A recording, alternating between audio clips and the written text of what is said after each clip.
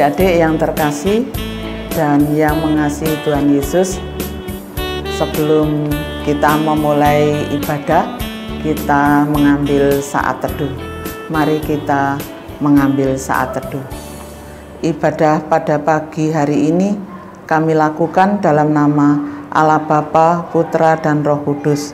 Turunlah atas kami semua anugerah dan sejahtera dari Allah Bapa, Tuhan Yesus Kristus menyertai kita saat ini sampai selama-lamanya. Amin.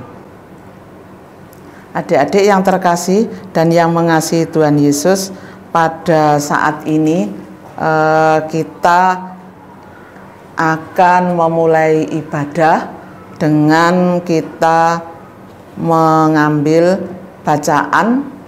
Namun sebelumnya kita akan bernyanyi Kidung Jemaat 422. Mari kita nyanyikan.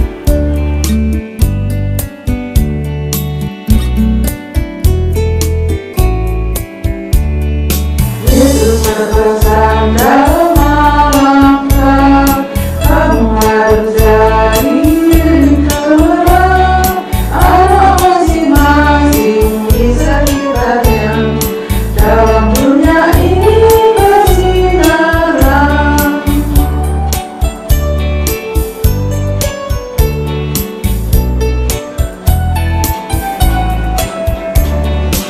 Yesus berpesan bersinarlah terang, dirimu kulihat malam dan siang.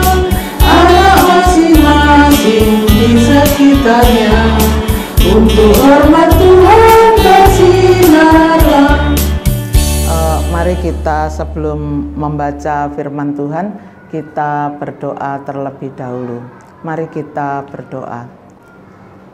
Tuhan Yesus, kami mengucap syukur dan terima kasih Tuhan karena pertolongan-Mu, sehingga kami boleh berkumpul di sini ya Tuhan, di rumah mereka masing-masing untuk mendengarkan ibadah, untuk mendengarkan suara-Mu, firman-Mu yang akan kami sampaikan. Ya Tuhan, berkatilah mereka walaupun mereka berada di rumah masing-masing. Kami percaya bahwa Roh Kudus-Mu hadir di tengah-tengah mereka. Kami hamba-Mu yang akan menyampaikan firman-Mu, kiranya Tuhan berkati, sehingga apa yang kami sampaikan seturut dengan kehendak-Mu. Tuhan, dari awal, pertengahan, hingga akhirnya kami serahkan dalam tangan kasih kuasa-Mu. Roh Kudus-Mu kiranya turun atas kami. Dalam nama Tuhan Yesus kami berdoa. Amin. Adik-adik yang terkasih, bacaan kita pada pagi hari ini diambil dari Injil Matius pasal 28, yaitu ayatnya yang ke-11 sampai dengan 15. Yaitu yang akan saya bacakan, dusta Mahkamah Agama. Ketika mereka di tengah jalan, datanglah beberapa orang dari penjaga itu ke kota dan memberitahukan segala yang terjadi itu kepada imam-imam kepala. Dan sesudah berunding dengan tua-tua, mereka mengambil keputusan lalu memberikan sejumlah besar uang kepada serdadu-serdadu itu. Dan berkata, kamu harus mengatakan bahwa murid-muridnya datang malam-malam dan mencurinya ketika kamu sedang tidur. Dan apabila hal ini kedengaran oleh wali negeri, kami akan berbicara dengan dia, sehingga kamu tidak beroleh kesulitan apa-apa. Mereka menerima uang itu dan berbuat seperti yang dipesankan kepada mereka.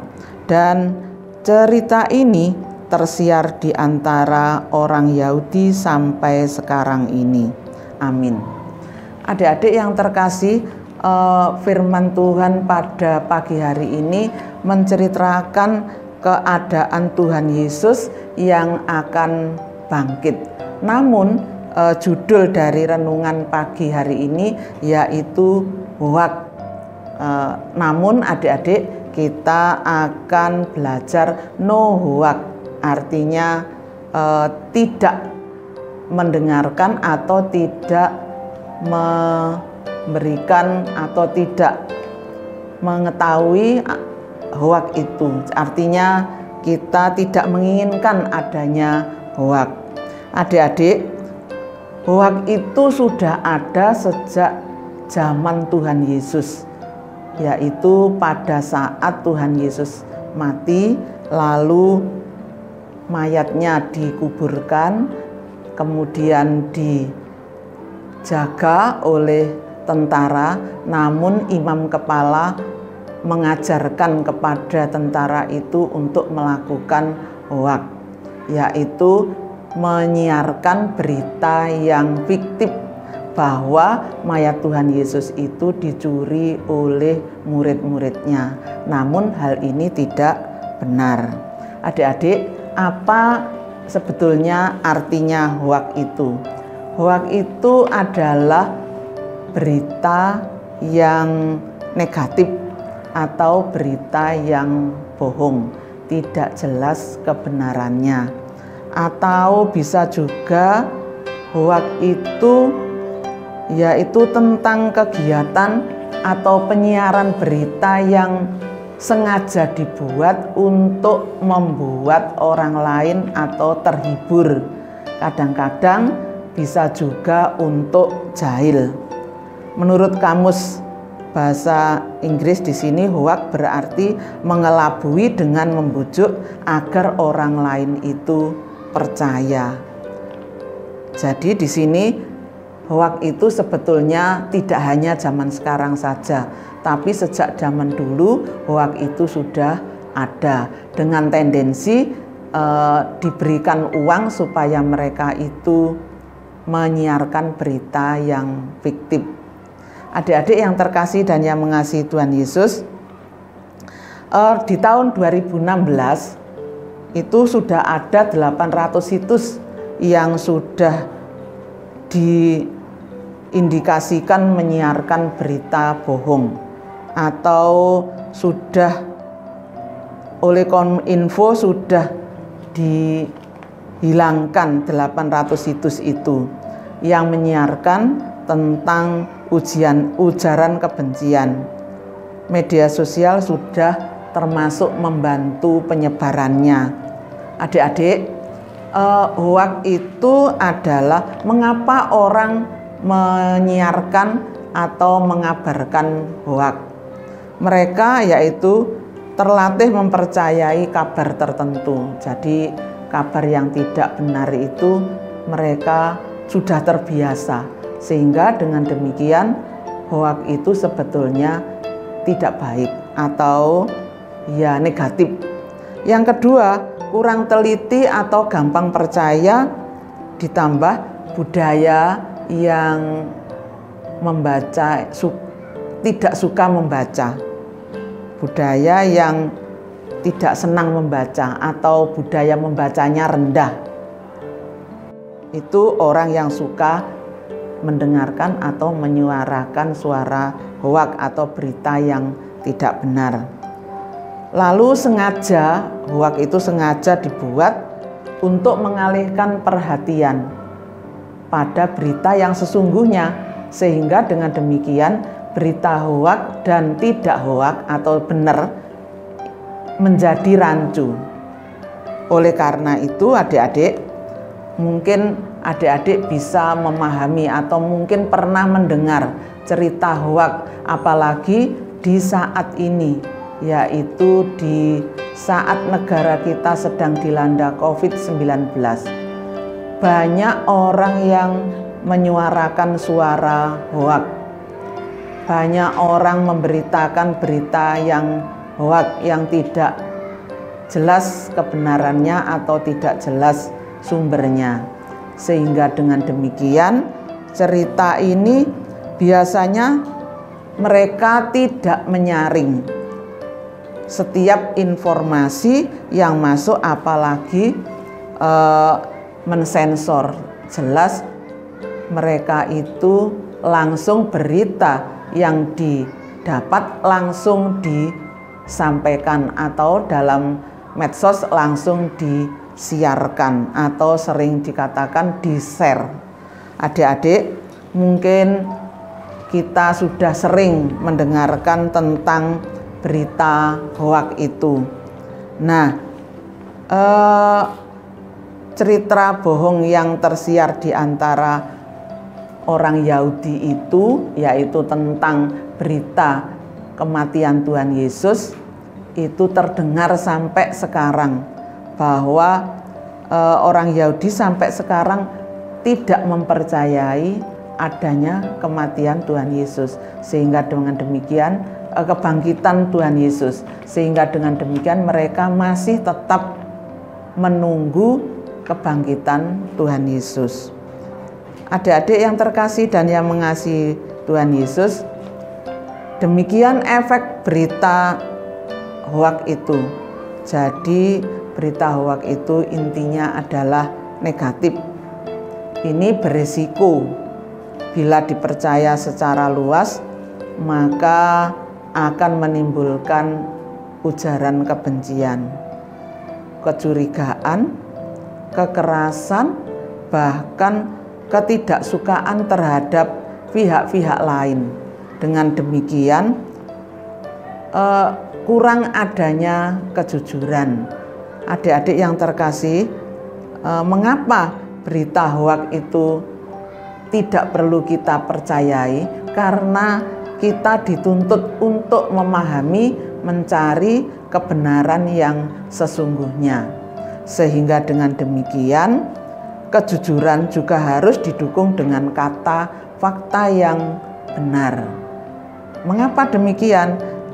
Kekurangan data yang akurat dan persepsi yang salah itu menghadapi banyak masalah, bisa menimbulkan efek yang besar. Jadi bahwa berita hoak itu efeknya besar sekali. Bisa jadi kalau ini efek yang paling besar, prosentasenya adalah yang negatif. Maka saat ini kami mengajak adik-adik remaja untuk bijaksana. Artinya berbijaksana di dalam bermedsos. Yaitu kalau media sosial menjadi tempat yang efektif untuk menyebar hoak, maka media sosial juga sangat berpotensi untuk menjadi atau menyiarkan berita baik. Adik-adik yang terkasih, kisah tentang Tuhan Yesus, kebangkitan Tuhan Yesus ini sudah disiarkan sejak dulu. Hoak ini sudah ada sejak dulu. Namun marilah kita adik-adik mungkin berada di sekolah, di rumah atau dimanapun saja, dimanapun mereka berada, mari kita bijaksana di dalam menyikapi berita, sehingga adik-adik boleh mengetahui kebenaran. Ingatlah, kita juga era sekarang ini adalah era media sosial. Jadi kalau dulu ada yang mengatakan mulutmu adalah harimaumu, tetapi kalau sekarang jarimu adalah harimaumu. Adik-adik yang terkasih, melalui firman Tuhan pada saat ini kita diajar untuk bijaksana, menolak hoak, sehingga dengan demikian firman Tuhan itu bisa nyata dalam kehidupan kita setiap hari dan menjadikan kita bijaksana. Caranya bagaimana? Pada saat kita menerima atau mendengarkan tentang hoak, berita hoak, adik-adik harus disaring dulu. Jadi saring dulu sebelum di-sharing. Kadang-kadang langsung begitu mendapat berita langsung di-sharing. Oleh karena itu, bijaksana itu adalah mengajak adik-adik bagaimana mensikapi berita hoak ini sehingga tidak menyebar kemana-mana. Itulah inti firman Tuhan pada pagi hari ini. Tuhan Yesus memberkati. Marilah kita mengambil saat teduh. Ya Tuhan, mampukan kami untuk menjadi bijaksana. Tuntun anak-anak remaja-Mu ya Tuhan, dimanapun mereka berada, di sekolah, di rumah, bergaul, bermedsos. Ajarlah mereka untuk bijaksana di dalam menanggapi suatu berita. Mampukan mereka untuk menyaring sebelum men-sharing, sehingga mereka menjadi anak-anak yang bertanggung jawab di dalam melaksanakan kehidupan setiap hari.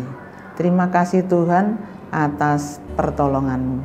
Dalam nama Tuhan Yesus kami berdoa. Amin.